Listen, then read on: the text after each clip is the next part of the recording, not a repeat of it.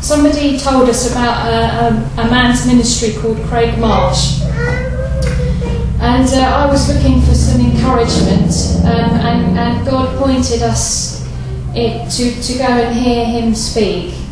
And if you want to hear about that, he did a very specific series of things in order to get us there, because I was of the opinion that if God was going to heal me, he could do it anywhere, and why did I have to travel to different places to receive it? But God has a way of changing your mind, and so we went. The reason we went to Hayward Heath last week was because Craig Marsh was visiting again. So in June of 2008, we visited, and 2009. Sorry. 2009. Yeah. We visited, and I think Christian. Yeah. Okay. Last year I think it was around about June, we finally, after God had shown us in 3 completely different ways that we would seek out this man, we contacted the church and they said, yeah, sure, come along, we'll provide you accommodation and everything, yeah, come along. So we travelled up to Hayward Heath. At this point, Gina's liver was still not functioning properly, and fluid was growing in her abdomen. She looked worse than she is now. She looked pregnant, really pregnant. She's pregnant at the moment, but she looked pregnant and wasn't. And she was in real discomfort, breathing difficulties and getting puffed out. Anyway, so we went up, and on Friday night we had Craig's testimony, awesome testimony about a man who he had cancer in his stomach, and they surgically removed his stomach, his digestive system, and he was living for 4 or 5 years without actually being able to eat anything. All he could eat was mushed up banana and a bit of rice, and that was excruciating to eat because he had no stomach to digest it. It had to be already mushy to go through it. Anyway, he told us how God had actually put a new stomach in him, which was amazing, and you could see God had put a new stomach in him because he was quite a big bloke. He'd packed on the pounds since then. So this whole testimony and the presence of God was amazing there as well. The worship was awesome, and it just built up faith, didn't it, in Gina to believe, yes, this is my moment. And Craig's ministry is called Turning Point Ministries, and it really brought a turning point, didn't it? Yeah. So carry on. So I put on about a stone of fluid because I've been advised by doctors to weigh myself each day and see what was happening, and I put on a stone of fluid. So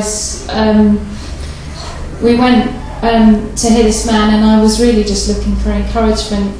But he had a call for prayer, and I went forward, and I really felt the power and presence of God in my body. And it was over 2 days, this conference. And the next day, I was wearing the same trousers that I'd worn the evening before, but I had to hold them up because the fluid, that stone of fluid, had completely disappeared overnight, and I didn't even have to wee, it just evaporated. That's impossible. We had that checked by a doctor, and they said, how unusual. So really, from that moment on, I have got better and stronger, and more. I have more vitality. I'm now working 30 hours a week, which is. I had to actually fight to get back to work because the expectation and the anticipation is that I'm not well enough.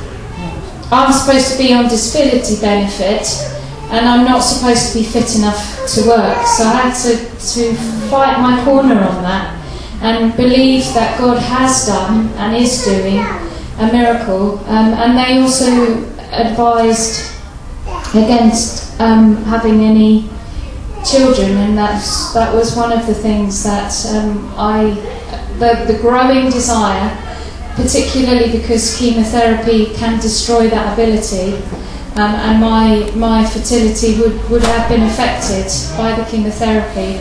I had a very strong desire to have a baby, and right at the beginning, actually, when I came, not long after I was diagnosed, and I was very upset, and stood in the church here, and I had tears rolling down my face, and Sally came and stood next to me and prayed for me, and God gave me a picture then of me holding a baby.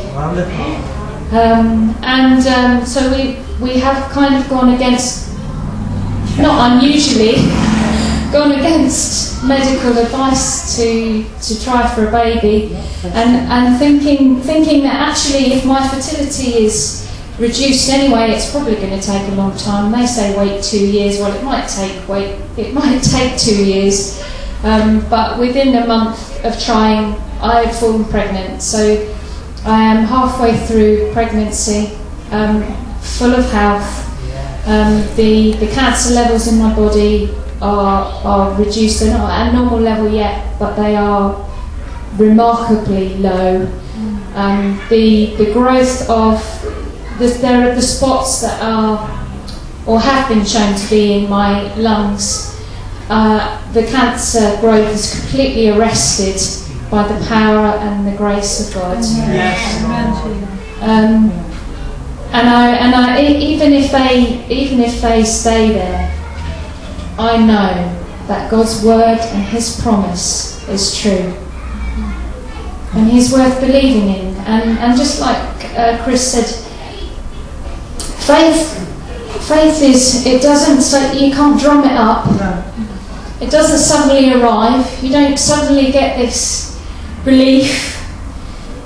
You have to listen and wait and hear God for yourself.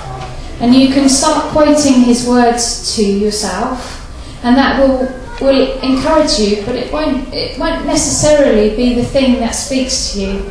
And I really believe that God speaks to your heart and to your life, and when He does that, then you have the faith to believe what He says will happen. There was a psalm that I read this morning, and I'll close with that unless you've got anything. It's Psalm 138. I will praise you, O Lord, with my whole heart. Before the gods I will sing your praise.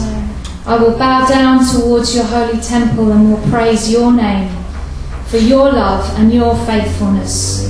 For you have exalted above all things your name and your word. When I called, you answered me. You made me bold and stout-hearted. May all the kings of the earth praise you, O Lord. When they hear the words of your mouth, may they sing of the ways of the Lord. For the glory of the Lord is great. Though the Lord is on high, He looks upon the lowly, but the proud He knows from afar. Though I walk in the midst of trouble, and we do, don't we? We do walk in the midst of troubles. We do have things that come against us. We do have struggles. We do have things that aren't easy to carry.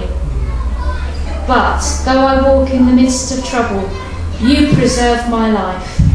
You stretch out your hand against the anger of my foes. With your right hand you save me. The Lord will fulfill His purpose for me.